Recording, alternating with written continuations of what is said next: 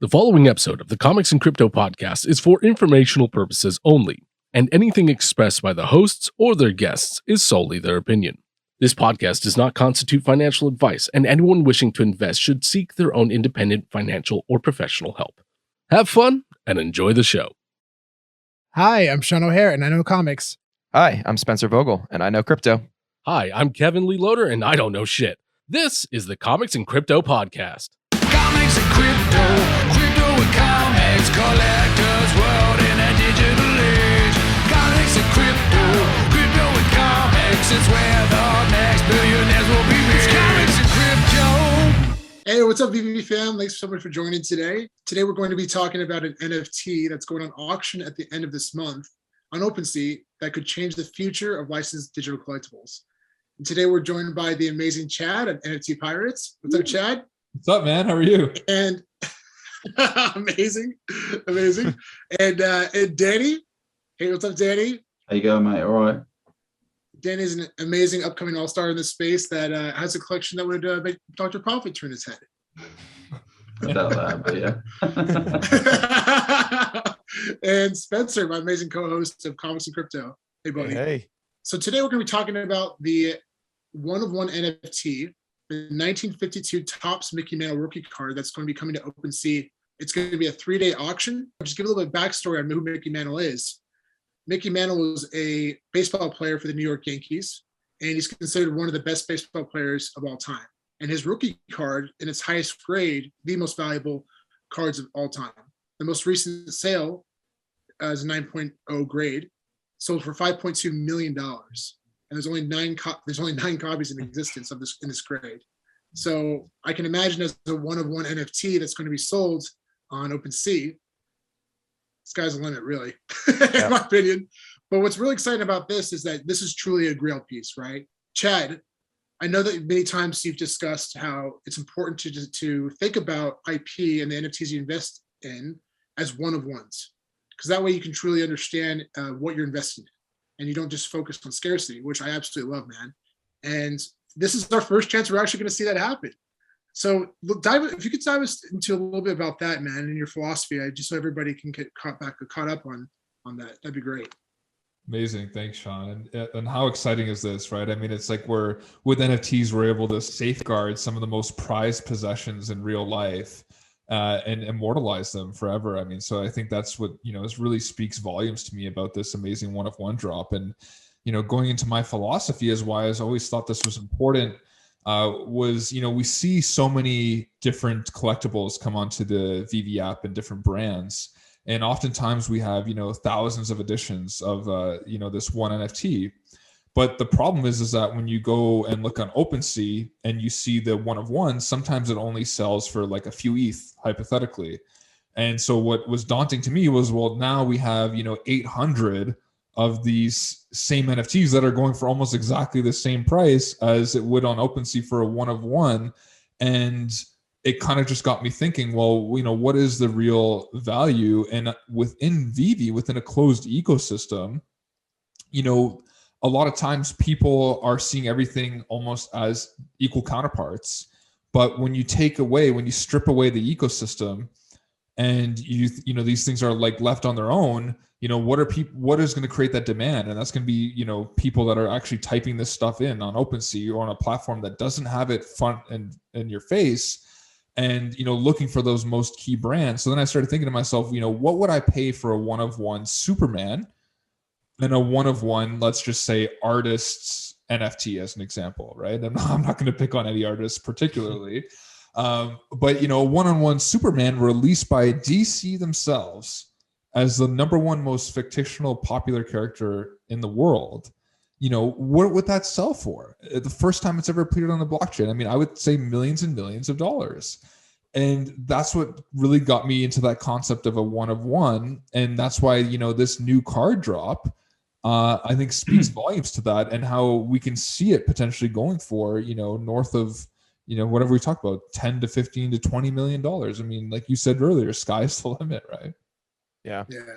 I mean, looking at what Topps has done before, I mean, they've done a bunch of other drops, mostly on the Wax blockchain. They've also done some stuff on Avalanche as well.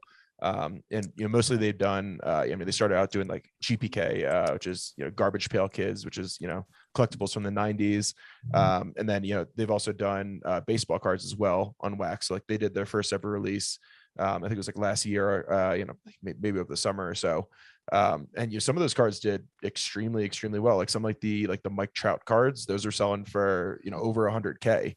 And there was a bunch of them. So yeah, I think the sky's the limit for where this one could go. Wow. Yeah. I mean, like this card especially, just to give a little more backstory or context of what's going on with this card, the Topps is partnered with the Mantle estate, which is really, really cool. And apparently whoever wins is going to be able to have a conversation with Mickey Mantle's sons, which is really fun, Yeah. Super and cool perk. to dive a little bit deeper into the physical card, the last recent sale for $5.2 million was by an entrepreneur named Rob Goff. And he bought the card for $5.2 million. It was a 9 grade out of 10, which is PSA. And before that, there's the card sold for $2.8 million back in 2018. Now, I've always talked about how buying these physical comic books or cards with cash, you see the prices that they're going now, but having the opportunity to buy them with crypto, that's just like, that could be a game changer. That's mad to me. Like, so as someone from the UK, obviously, or anywhere else in the world, obviously, this is a US sort of, it's baseball is an American pastime, right? Obviously, I don't know about Canada and things like that, but to me, someone that's not from your from where you are, what would you say is like what is the draw to people like us from around the world? Obviously, like VEVE, we've got these massive brands and IPs. Like, to me, it's insane that something that I've never heard of can be the most valuable NFT of all time. So explain to me and people that aren't from the US what that means. So I would say that the opportunity, when you research this, right, and you understand like the significance of baseball as a sport in the States, it really is one of the most significant sports in United States history. And you look at this player and what he's accomplished. It shows with the recent sale history of his physical card going from 2.8 to 5.2. So as an investor, there's value. There's value. And having an opportunity to buy this with cash, someone did for $5.2 million when there's 9 of them. Now, and that grade, right? And now this one is truly a 1 of 1, and you can buy with ETH. Like, that's what's exciting to me.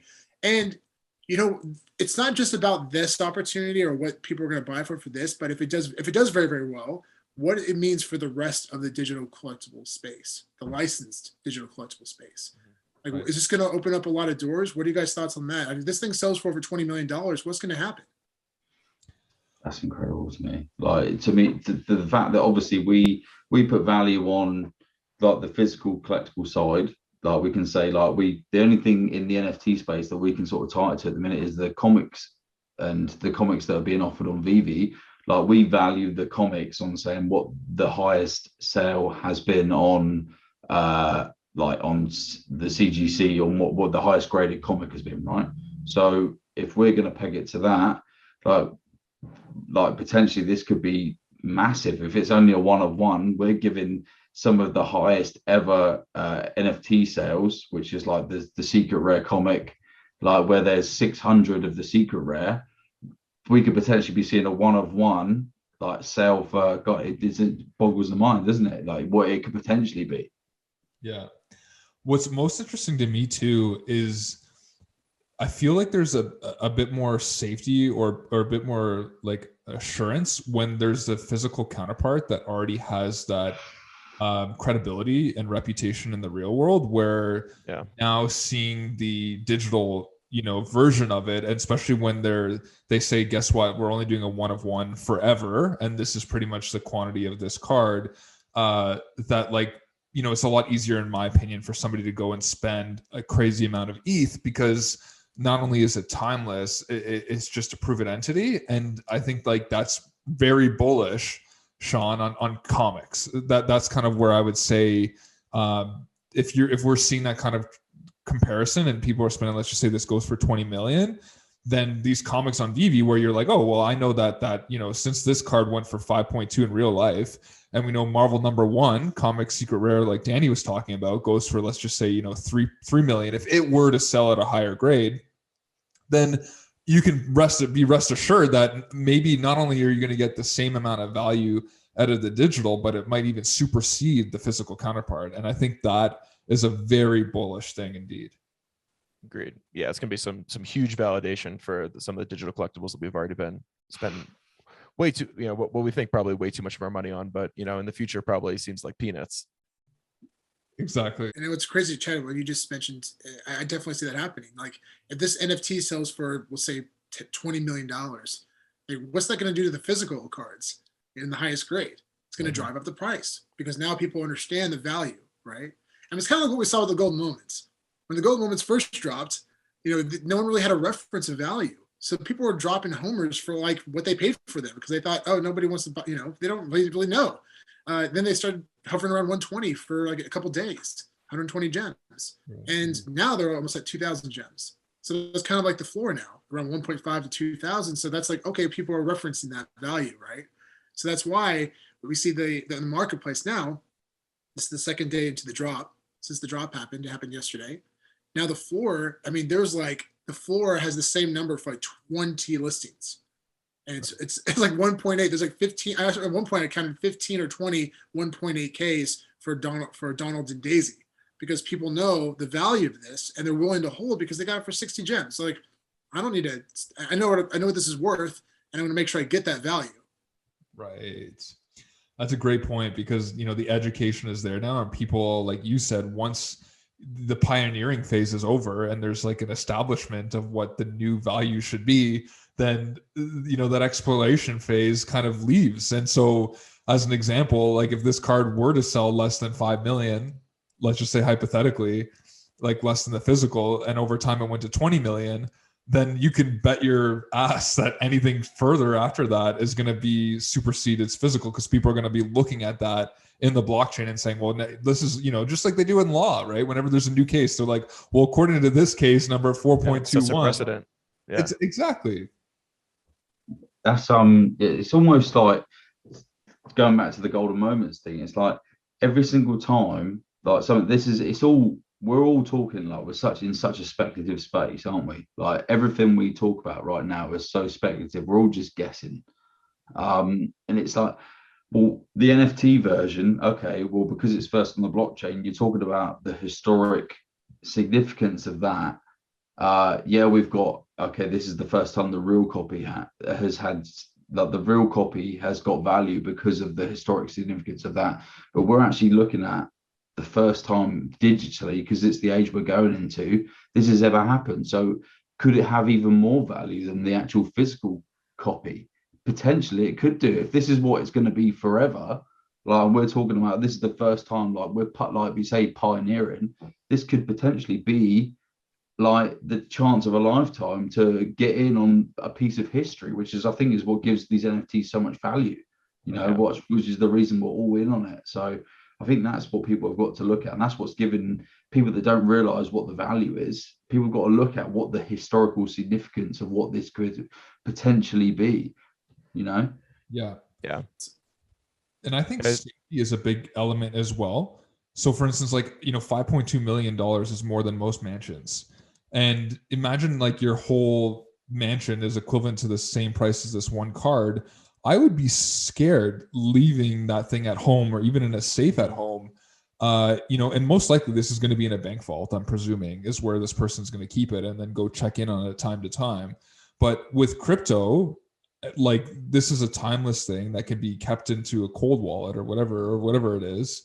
And then just be, there for eternity. So I feel like I would rather invest my money that way than to have this physical thing that I have to always be mindful of.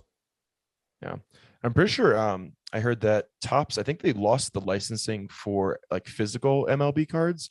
I'm not sure, what the deal is for the digital cards, but assuming they lost the licensing with the MLB for that as well, we could be seeing like potentially some of the last like Topps MLB collectibles ever with these releases. So that could have a big impact on price as well. Tracking past sales is so significant being able to have the opportunity because it helps educate you as an investor, right? So currently on VEVE, we don't have that opportunity, which makes it really tough. And it actually, in my opinion, has stunted a lot of the growth of this community because we don't have the opportunity to learn from past sales. So therefore, we don't really know the value of a lot of these collectibles, especially like the lower mint commons. The floor prices are easy to reference. That's easy because they're there, always there. But when it comes to lower mints, we don't really know what they're going for unless someone brags about it on social media, or just that's only the only reference we have. And for physical comic books, that's how I was able to learn and grow from myself. It's because I had websites like Go Collect. I was able to go on there and understand and track past sales, go on eBay and go to what's been sold. And that's helped me significantly grow as an investor and collector. So having that opportunity on VEVE is going to be huge. And I really sincerely hope that this data, even though it's on a centralized system, is public information, because it's the only way that this entire community is going to grow as investors. Yeah, 100% believe in that. Like, if you look at like you said, the only way we know what things are sold for is because people tweet about it on Twitter. So it's like it ends up being like a decentralized sort of information. Like it's all information that the public's. I mean, it could be all bullshit. You don't know unless you like people are saying that I bought this for this, but you don't actually really know. So transparency, I think, is the key, which is like what appeals people to sort of cryptocurrency and the blockchain in general, is because it's all transparent. Like no one can get away with anything as long as someone knows your ETH address or someone knows your crypto wallet address. You can't hide. And I think it's being open like that is the way forward for VEVE and stuff. So I think if people know what things are actually worth and what they're actually selling for, it needs to happen, and it needs to happen pretty quick for the growth that we're sort of expecting. And I think another big element too, from just other than the transparency too, is like the social capital from having something that is this significant as an NFT. Like, imagine this person has that as their profile picture on Twitter or an Instagram picture. Like that is such a flex piece and something that like is world renowned. I mean, like Sean just looked up this person's name, this entrepreneur that bought it in the real world, and that was one of 9. Now you have a one of one, and any big celebrity, like we talked about in another podcast recently, is like will make. I think Danny, you mentioned this, would make more money just off of the purchase of that NFT than anything else. So I think it's just really cool. To think about the world that we're going to be entering as well, and to have that as a flex piece is unbelievable. Yeah, and whoever ends up buying it, if it ends up being a person of interest or somebody significant, that'll increase the value too. So it's like if Jay-Z is the one who buys it, whoever buys it next, because Jay-Z owned it previously, it's going to be worth twice as much. Great point. I'm rooting for Snoop Dogg. Yeah. Yeah. If you've got obviously on the blockchain, we're sort of hoping that it's going to be all transparent like that. If say a person that doesn't want to be known, because there's a lot of people on Twitter at the minute, because you can see the way they're going. They're verifying Twitter accounts with like PFPs. You have that hexagonal PFP now, don't you, that to prove that you're on the blockchain. There's a lot of people that probably are faking it just for the clout. So you can see why, like a Twitter verified tick is like a certificate of authenticity on a comic or a certificate of authenticity. So that's one way of doing it. But now you've got the hexagonal profile pictures that people are posting, like just to do that. There's still a lot of people that aren't buying into that. Do you think that VEVE, like just as is going to end up doing that? Do you think that's going to be a point of interest for them?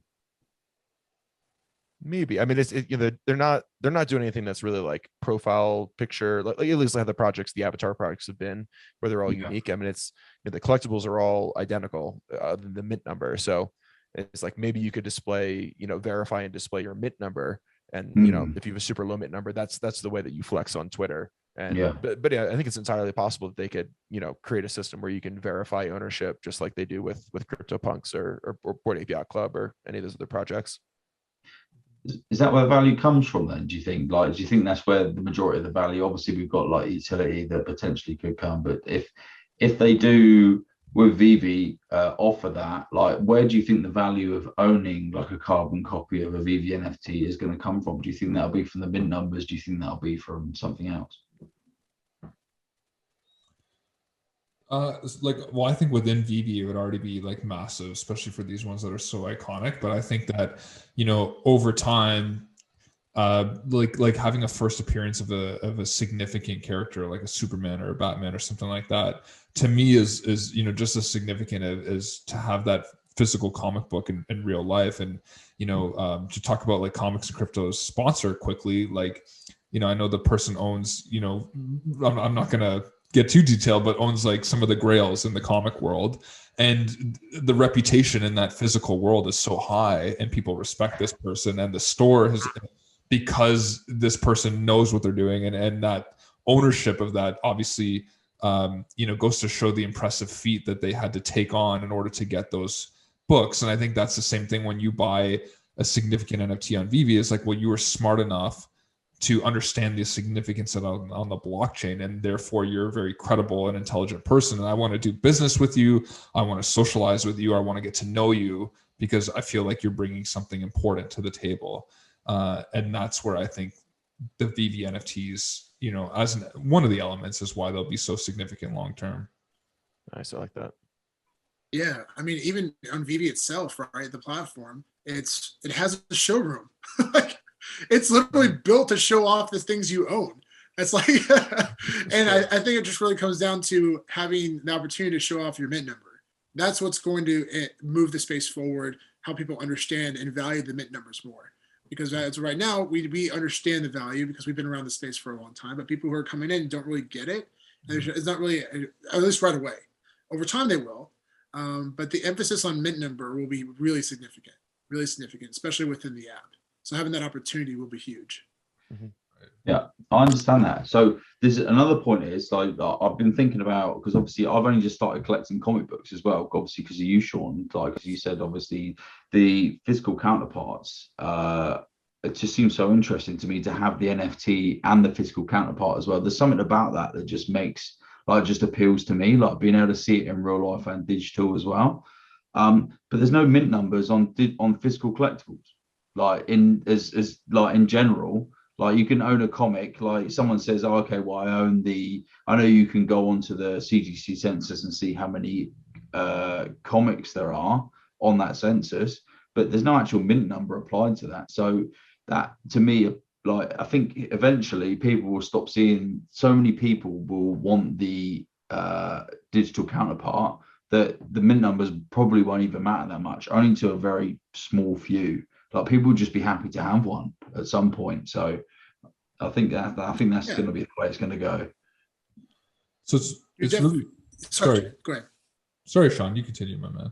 I was just going to say there are different types of collectors and investors in this space, right? For comics specifically, they just want to collect the raws. They just want to have ownership over it. But some people have, you know, they also want to invest. And to really differentiate value, you have a grading system. And for the physical comic books, right, they're all the same. They have the same covers, but the only thing that differentiates the value is a number. And the number is what grades the comic, right?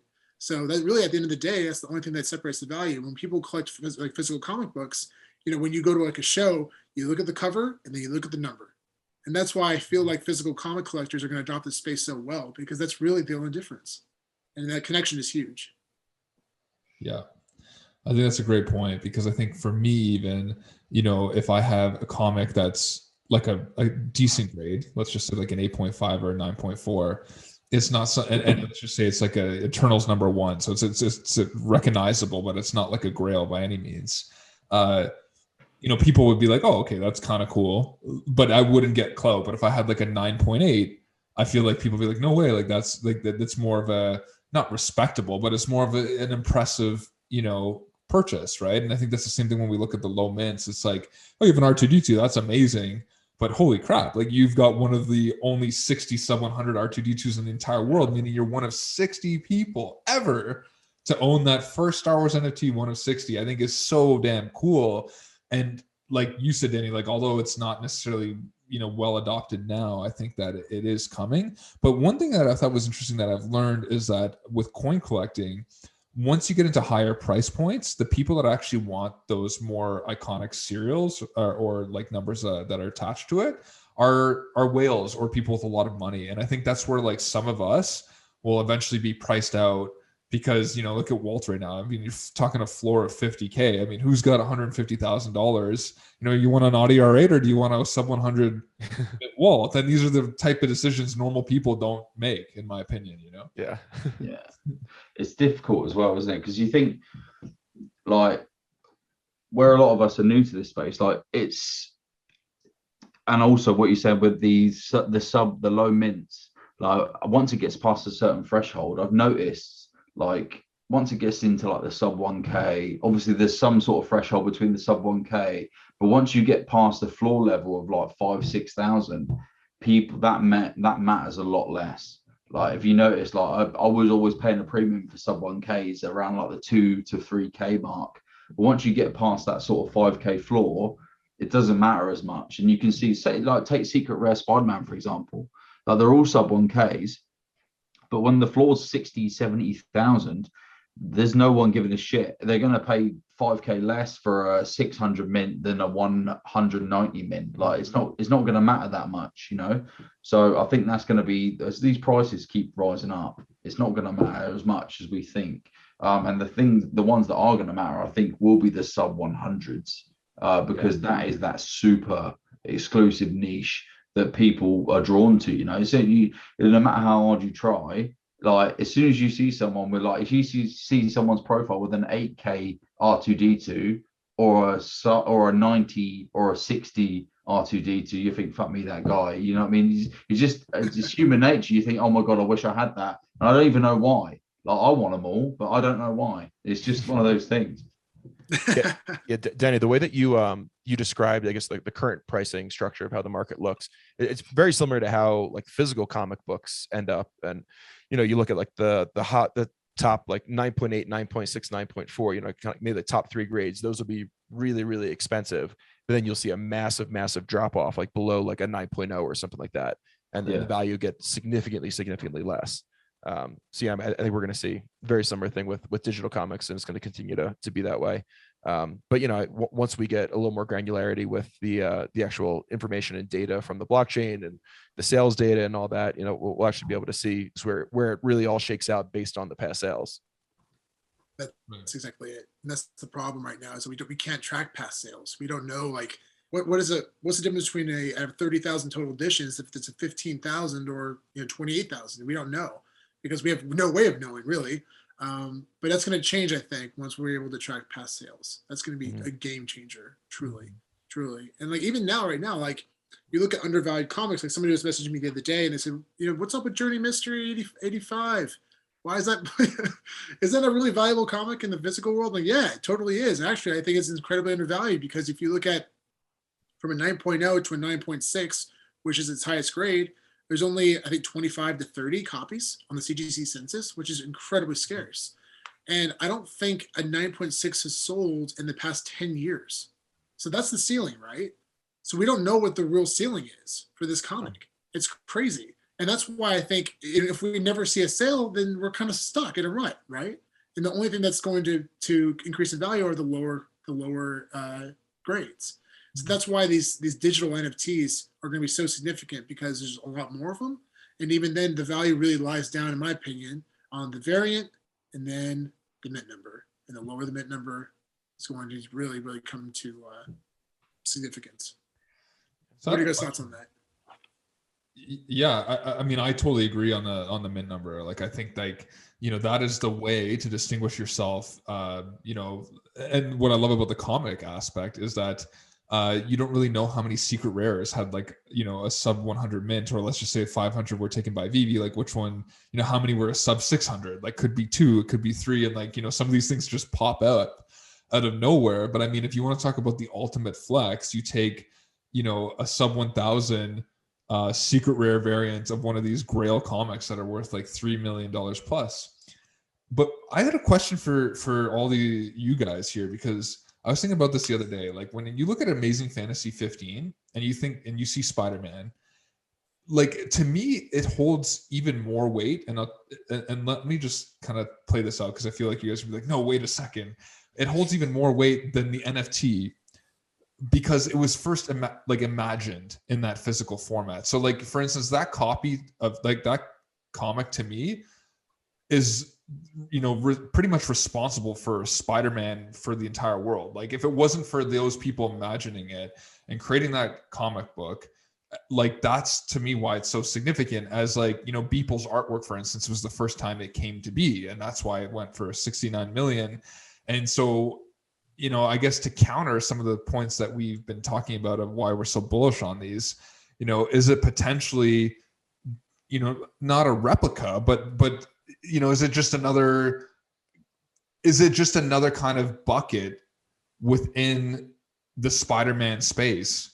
Or is it like, the new Spider-Man? You know what I'm trying to say? Like, for instance, this card, is it just another way for people to be like, oh, there's another way that we can have value? Or is it just as real and as expensive as that real card, Yeah, I mean, I just view it as a new collecting medium. And in any new medium, there's going to be firsts, So even though this book was, produced previously in a physical version, and it is more or less a reproduction, it is the first time it's being released in a new media format, and really, and just frankly, a whole new technological format with blockchain technology. So yeah, I mean, that's the way I view it.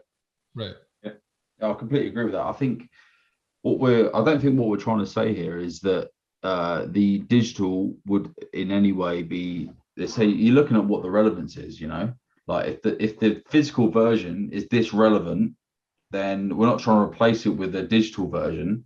The physical version is the original, and it's so significant that because it's the first time that it's been brought onto the digital variant, it's that significant also. So we're not trying to ever take away from the physical version of this. The physical version is that significant that because it's been brought into the digital space for the first time, it's also that much significant. If you see what I'm saying, yeah. I think it means that much physically that it also means that much digitally, because we're all moving into a new age, but because we know this is the future, this is why it's going to be worth so much. So anyone that thinks that the physical version is devalued, you're getting the wrong end of the stick. It's because it's worth that much that the digital version is worth so much, in my opinion.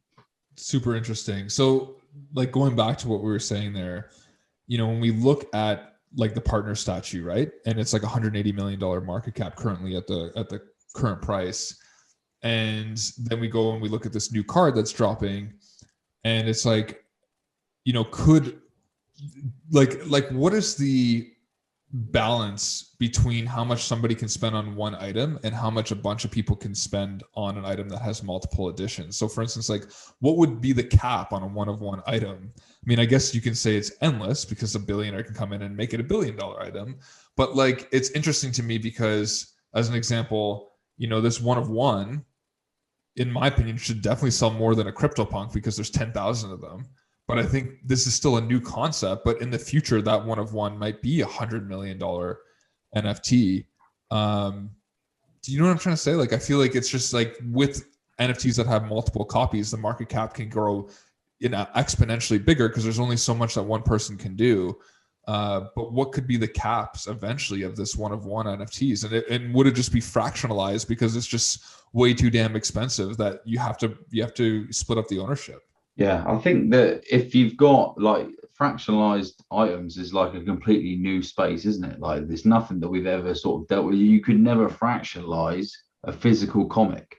It's not something that it's all new to us. Like, so we could say that potentially, say if you picked out, like Sean, if you picked out a value of a Marvel Comics 1, that would be like, if you had an MC1 that was a 9.8 grade, like one-of-one, or you had the MC1 NFT version, like you can't fractionalize that MC1 physical, but you can the NFT. So I think that, well, you can fractionalize ownership of it. You just can't fractionalize the actual physical, which is I don't know, more or less the same thing, I guess. Yeah, you Um, could do, yeah, but on like you could see exactly who owns it. I mean, you could do potentially see exactly who owns each part of it, but it'd be a lot more difficult to replicate than it would be on the blockchain, is what I'm trying to say. So it's just a new technology, isn't it? Yeah. I could see that. Like, I could see it being an amazing investment for this new person that's going to buy it, because, like, let's just say it does go for 20 million. Then they want to fractionalize like 30% of it in the next 2 years. And then they've made back their initial investment and still own 70% of that card. That to me is the exciting part of where the future of collecting is going. And when, whenever you feel like it, just like what you would when you sell a house in the real world, you're like, okay, things are getting a little bit skim here. Like, let me just sell off 3% of that, 1% of this, but I still have a little refinance. Yeah. That's such a big deal. I mean, like, that, can you imagine having the opportunity to take out loans for an NFT, like, for part ownership of your NFT? That's awesome. I mean, they're already That's a doing that. huge It's already possible to take out loans on like CryptoPunks and Bored Ape Yacht Clubs and things like that. You can basically use And them you can use only them as imagine. collateral for loans. Yeah. No yeah, way. but you could, theoretically you could do that for a fractional, a fraction of an NFT as well. Why not? Who are these companies? I need to find out who they are. Yeah, I don't think anybody's doing it for VEVE collectibles yet, but that'd be a pretty good business if somebody sets that up. No one's contacted me yet. Well, the thing is, it's not about VEVE collectibles, right? It's about Marvel collectibles. It's about Disney collectibles. That's the IP that they're backing, and that they're okay. Well, that's a safe bet. Especially if they announce any utility behind these things. Like, okay, well, yeah, I feel comfortable giving you X amount for this NFT because the value is going to be there and it's going to hold. I mean, there's the historical data behind this IP. All these different IPs are they speak for themselves. Right. It was interesting. I was at I go downtown Toronto a lot, and I look for like different physical collectibles in these different stores. And I walked into one, and it was this really old store, and they had all these like Fantastic Four cards that you can buy that are pretty much worthless in the real world. But I started really hit me. I was like, wow, like when our world is completely digital, pretty much, and we have the first ever Marvel NFT here on VEVE, and the variant that has 1,000 editions or less, like, it's just, to me, like, I don't think people understand like the intensity of what they are holding here and like what the potential is for them. I mean, think about everything to do with Marvel and NFTs or even in digital format. Like, that is all coming after the release of this first NFT, right? And I mean, that to me is, even though we've seen this like card that's going to go for, $20 million plus, despite the amount of editions, sometimes the meaning of some of these NFTs on VEVE is so monumental and significant that, like, even though these edition sizes are big and can kind of go away from your current thinking about how scarcity works, like, the demand to me is going to be so massive that, like, I just can see these going for numbers that we never even imagined. Like, that's just my take on it. But yeah, I mean, I think it's important to, like, I mean, so like, you don't want something to be, there's a fine line. You don't want something to be too scarce, because if it's too scarce, then you can't build a community around it. So if you have enough of them, then people want to be a part of that community. And then, so then there's demand to join that community and get involved and buy that NFT. So then, in a situation like that, a collectible with 1,000 or, or more, where there's a lot of people involved, the total market cap could easily exceed what a single one of one, or maybe just 10 editions could be, just because of the buying power of the community and what it takes, and the value people have in being a part of that community. Yeah, that's what's so exciting, I think, about like the VEVE NFTs, because I've mentioned it before, but the community behind it is what actually adds value, or what gives value to these NFTs as a whole. Like, we can say, okay, well, CryptoPunks have got 10,000 and there's 13,000 Donald Ducks or whatever there is, but how many more people on the planet know about Donald Duck than they do about a CryptoPunk? Probably 100,000 times. When you think about it like that, there's probably 100,000 more people know about Donald Duck than they know about a CryptoPunk or a Bored Ape, anything like that. And what gives the value to a Bored Ape or a CryptoPunk? It's the community. Okay, well, if the community is 100,000 times that of that CryptoPunk, then it only stands to reason that the value could potentially, market cap wise, be 100,000 times more. If you've got that many people interested in that NFT, then the sky is the limit. Like if people add value to that, then it could go anywhere. Like we can all talk ourselves out of it so many times, but then it's so, when you think about it in the long term, how much value these things could potentially have, it actually blows your mind. Like it's just think, okay, well, if people are adding this much value, there's only 1.5 million people in the app, then this could potentially go way, it gets sickening what you think the numbers could be. So, okay, well, there's only 1.5 million, there's fucking 7 billion people on the planet, 2 billion of them are excited about Disney. It blows your mind how much money could potentially come into this space, you know. And this reasoning is why I never take profits. Yeah. We all talk about it so much. It's just like, okay, well, you can talk yourself out of it, but it's so easy to talk yourself back into, okay, well, this is why I'm not selling it right now. Right. And that's one of the biggest lessons that I learned joining VEVE early, is not chasing scarce collectibles, because I got burnt, right?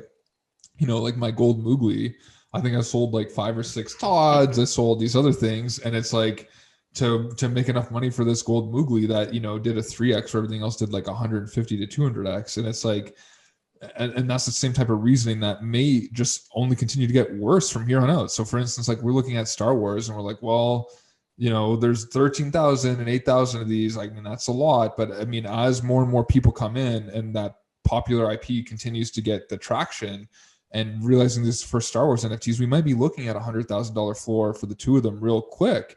And it doesn't seem possible now. And that's the kind of thing that I'm thinking, like, you know, these popular things that we've seen are just going to continue to get more and more prominent and mean that much more. So I agree with you, Danny, on you know, some of these ideologies, because, you know, I've seen it firsthand. I've seen it firsthand with 1.5 million users. And I mean, I think that same philosophy is only just going to be exasperated when there's 25 million users. Yeah. How many people could come to VEVE? Like, how many people in the next like couple of years? Like, really, let's think about it for a sec. I mean, like, if they implement all the things that they're working on now, you know, localization, MTL, OMI2, NFT, VEVEverse, get Pokemon, and that all lives up to its expectations. Could 100 million people, is that possible? I think that's even like conservative. You think 100 million people. Well, the first day Pokemon Go come out, they had 50 million plus users. First day, 50 million. So if we bring Pokemon NFTs, then not only will the whole world be talking about it, but the whole Pokemon community, which is minimum 50 million, because we know they downloaded the iPhone game, but we've got everyone else in the Pokemon community that's going to be like, okay, and then the whole world that knows that Pokemon has value. So you could easily be looking at 100 million people, potentially even in a day. So I think we're thinking so small time at the minute. Like, it's easy to get carried away and think, okay, this is going to the moon. There's no way this could be worth this much. But you look back 6 months, there's no chance anyone on the planet would have said a Todd McFarlane Batman digital collectible would have been worth $10,000. But here they are. And if it drops below 10,000, I guarantee it's getting bought up in 10 minutes. There's no chance it's staying below that. So it's just one of those things that the perceptions change, and it's very, very quick. So. Yeah. And like, you know, going back to what Danny's saying, like, and even my one-of-one analogy with these NFTs, imagine in the physical world that a store, only one store in the world, said, here's all the comics in the world, here's all the trading cards in the world, here's everything that you ever knew about collecting, and the only way you can get it is if you come inside of our store.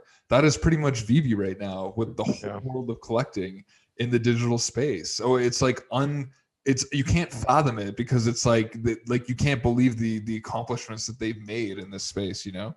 Yeah. I just look like Disney has like 32 million followers just on Instagram. Like, and that's just one channel of IP, you know? Yeah. And it's crazy that we just brought up two guys. I mean, the fact that if we ever did see a dip, like if Todd dipped below $10,000, even down to 5, like, how many people do you know? I mean, I would do this. I would go get a bank loan out and stock up as much as I can, because I have that much faith in this in this platform, in these collectibles. And I know thousands of other people feel the same way. So Not that's financial that's advice. crazy to think about too, right? Not financial advice for that, by the way. Oh, of course not. Never financial advice. never financial advice. Yeah. Never. But the power of community is so important. Like that's what other people forget is like we're 1.9 million users, and people are like, "Oh, well, is this really the FA? This isn't the FA." I'm like, you forget that like you have influence. Like all of the community that's setting these principles, like you can't just renege on 1.9 million users. Like it takes a lot of power to be able to like talk people out of what these principles are. And I mean, we're just snowballing it. Like for instance, right now, if a celebrity came in and bought like, I don't know, some other like ultra rare Batman, let's say on VEVE, that wasn't the first set, everybody would be like, haha, like you need to get the FA or the FE of this, or, you know, that's like if they were trying to hype up something that wasn't, you know, didn't have that collecting foundation, they would be immediately like, you know, blasted by the community. Yeah, they'd be like, stop showing your bags, dude. Come on. Exactly. Yeah. People were making fun of this person. And then they'd have to turn and buy something like that's how powerful our community is, right? Yeah. Yeah. That's such a good point. Like if Justin Bieber came in and bought like, you know, one of the less significant Batman's statues, would be like, what's this guy's deal? Yeah, exactly. People would be making fun of him. Like they'd be like, just like the real world, Justin. Like, you know what I mean? Like you thought he would be able to manipulate the crowd, but that's the crazy part to me is like the community is so educated on this, and collecting knowledge is being like accelerated at a pace I've never even seen before. Like, you know, Yeah. So many people are getting into collecting like for the first time through VEVE. Yeah, or the first time like since childhood, you know, when they did Pokemon cards or Yu-Gi-Oh cards or whatever it was. right. This is the first time I've ever collected anything in my entire like I did the original Pokemon cards and stuff, but and I always loved it. But you almost like, I don't know, my sort of not my social situation, but I was almost like hiding it away, this part of me that I always loved. Like you're almost ashamed of like, okay, well, I fucking love this made up character that someone's made up. Like, but I don't want people to know that I actually like it. For whatever reason, like social, whatever. But now it's like you're celebrated for enjoying something that you actually like care about. You have like a movie or a franchise, or like, okay, well, we all love Pokemon, like everyone loves Pokemon, but now you're celebrated for having the number 41 Charizard secret rare. Like imagine if you had that shit. Like you'd be a celebrity. You'd literally be a celebrity if you had that. Yeah. Like there's countless or limitless opportunities for this sort of space, and people that have been collecting their entire life are actually at an advantage. Like Sean, yourself, Spencer, yourself, like that have been involved in this space, like even whether it be crypto or comic books, and Chad as well with Pokemon. Like you are celebrated for knowing what you know now, and it's really amazing, you know. Like I value it. Like when I talk to you guys, I think like, God, these guys know exactly what they're talking about. Like it is really, really impressive that you know what you know. And I love that you say that, and it's so liberating because I've told this story before. Like when I was younger, my parents basically got me out of collecting. Like they basically said, you can't do this anymore. You got to grow up, you know, put your socks up, like start getting into. And so I actually got into sports when I was like 16, and like pretty much changed my life, not for the better. Like there were some elements that were good, but my point is I loved it, and I was told I can't do it because it wouldn't get me a real job. It wouldn't do anything beneficial for me in the future, right? And now I can go to the store and just buy like stacks of Pokemon cards for fun. Awesome. And now it's cool and it has relevance, and you know, now like it's starting NFT pirates, and it's like there's so many places like Comics and Crypto, and even you, Danny, like being able to now, you know, showcase all your collecting knowledge, and it's revolutionizing the world in a way too, where, you know, just like artists back in the day that, you know, wanted to do tattoos were told, hey, that's not a good thing, and now they're making, like, I know tattoo artists making like $600,000-700,000 a year cash. You know what I mean? Wow. So it's amazing. It's amazing because it's like finally peeling back the curtain on things that were, you know, outcasted before, and saying, no, guess what? This is really cool. This demonic Elmo from Cause that's $1,100 is now cool. you know? That's it. Yeah. Like I like what you're saying, because it's I mean, Lewis Morgan, who we've had on here before and we talked to quite a bit. He said that he went on Logan Paul's like box break, like with the first edition stuff, and he paid like near on 100 grand for 2 packets of Pokemon cards. And it's like, how can someone, obviously he's got the money to do it, but how can someone be worth to spend that much money, that not be worth something, because he's that mentally attached to it, even though he's not that, he's a massive collector now, but he didn't know, but because of his attachment to it back then, he's willing to spend that much money on it now, which means how much is the rest of the world willing to spend, which is where the value comes from, you know.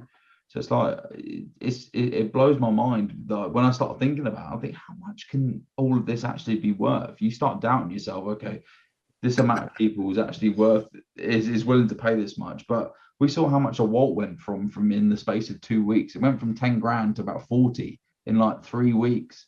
And everyone's just, yeah, okay, well, Walt's 40K. That's just it. The floor is that now. So Yeah. It's the value's pegged to what people are willing to pay, and if people feel that nostalgic about something, they'll pay whatever they want. Oh yeah. You know what's interesting, like Pokemon, like I really don't know much about Pokemon at all. So when that drops, I like have much to say, but I'm gonna be looking to people like Chad or like Randy Chavez, who are incredibly knowledgeable with Pokemon for advice, and it's gonna be exciting because now I get to like reverse it finally. Like I get to learn about the space more and more. And I'm pumped about it. And it's going to put significant value on the physical side. So like when you guys are now going out to comic book shops and getting comic books, I'm probably going to look into buying Pokemon cards or getting more into that as well, which is a really exciting opportunity, which, I mean, in general, right, in the NFT space, that's why I'm excited for this baseball card drop. Even though it's only one of one, only one person is really going to be able to enjoy it, it's kind of, in a way, a representation of everything that we're building right now because of the significance of this NFT, or specifically of this card, you know. And when you understand that, it's exciting, man. I'm literally like the last day, I'm gonna get a bucket of popcorn and watch it break down to zero because I'm that pumped about it. Because not just about the card itself, but the impact that it's going to have on this industry. Yeah. You know, and that's what I'm most excited about. Right. And it can do something that was unforeseen that we might not even expect. Like it could sell for more than 20 million. And like you just said, Sean, like that might all of a sudden like get everybody engulfed into licensed collectibles. Like this might be a pivotal point in history where, you know, community and those things start shifting to these licensed digital NFTs from major reputable companies. And like, then that's just like it. That's the new way of living. Yeah. And we may even see some fractionalization happen on the sale. Like somebody could create a DAO in order to, you know, have a bunch of people pool their money together to be able to bid on this thing. And, you know, maybe this thing will have, you know, 500 owners instead of just one. Who knows? Yeah. You've seen that before, right? Because you mentioned the, what was it? The Constitutional DAO. Yeah, Constitution DAO. Yeah, a bunch of people, you know, pooled money in. I think they raised like $28 million or something like that to buy a copy of the U.S. Constitution. And unfortunately, we did not win, but you know, people still made a lot of money off of it. But you part of it. I don't understand. Well, some people did win in other ways. Yeah, I don't understand that though. So what actually was that? So the Constitution DAO was what? I don't understand. Yeah, so there's a copy of the U.S. Constitution. It's like one of, I don't know, like 11 remaining physical copies from the original U.S. Constitution that was created. So somebody created a DAO. It's a decentralized autonomous organization in order for people to pool capital in order to bid on this through, I think it was through Sotheby's, I'm pretty sure, or Christie's. It was one of the big auction houses. But yeah, so basically, you know, you bought tokens that were called people tokens. PEOPLE was the ticker. And you basically, you know, you would contribute money, you would get people tokens in return. And then the number of people tokens you had was basically kind of like, it acted as decentralized governance. So that was basically your voting right for what happened to the physical constitution if it got purchased. So basically the token holders would be able to vote on, you know, like what museum it would get displayed in, or, you know, different decisions like that, you know, related to it. So yeah, kind of the token ownership becomes, you know, more or less governance. But you can do this with NFTs as well. And, it has been done with NFTs where, a bunch of people go in together on, on one NFT just because it's way too expensive to go in by yourself on. And and then, the ownership is fractionalized. Imagine if you were like, so even though I don't know what that is, I still want to buy it. I don't even know what it is, but I wish I was part of that. So imagine like, so even saying what it is now, I think like being a part of history, there's only one of 11. It's such a monumental part of history. I would 100% put money into that just to be feeling like I was part of that. That is literally what I had zero expectation of making money on it. I was like, I want to contribute. I want to be a part of history. Like that was it. Like, why do people donate to charities? Ended up doing really well, but yeah. Why do people donate to charities? Why do people donate to anything? Why do people want to be part of anything? It's because that is the reason they want to be part of something. So exactly. I think it's hard to add value to something that you can't comprehend. Yeah, it may not have meaning to you, but to everyone else, like look at the Disney side of things, it could potentially have value beyond your comprehension. Should we create a DAO to buy the Mickey Mantle card? Actually, I mean, there probably is one already, right? No, I don't think so. That's my knowledge. I haven't seen one yet. But I will say I'm a bit disappointed, Danny. I was kind of hoping an English billionaire was going to come in and buy the U.S. Constitution because that would have been the greatest revenge of all time. Instead of just an evil U.S. billionaire. What a great nephew. I mean, we can face Tom Lewis if you want. I'm not sure if he'll answer. Oh, squandered opportunity. Sean, just a quick question, because I'm just really curious. Like, so, one of my biggest hesitations about Secret Rare Spider-Man is that it's not like a proven thing in the real world, right? Compared to like, Marvel Comics #1, Secret Rare, like, and they both have significant meaning. But I guess my question is, would that add value? Like after this sale, and let's say it goes for a really big amount for this card, would that then give people more security in buying comics? And then do you think those comics would then start to supersede some of these collectibles that have appeared for the first time?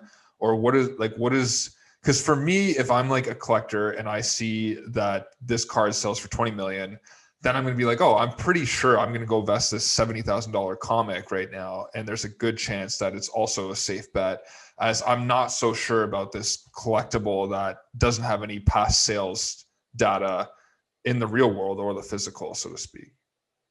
I would be concerned about that if it wasn't the first ever Marvel NFT.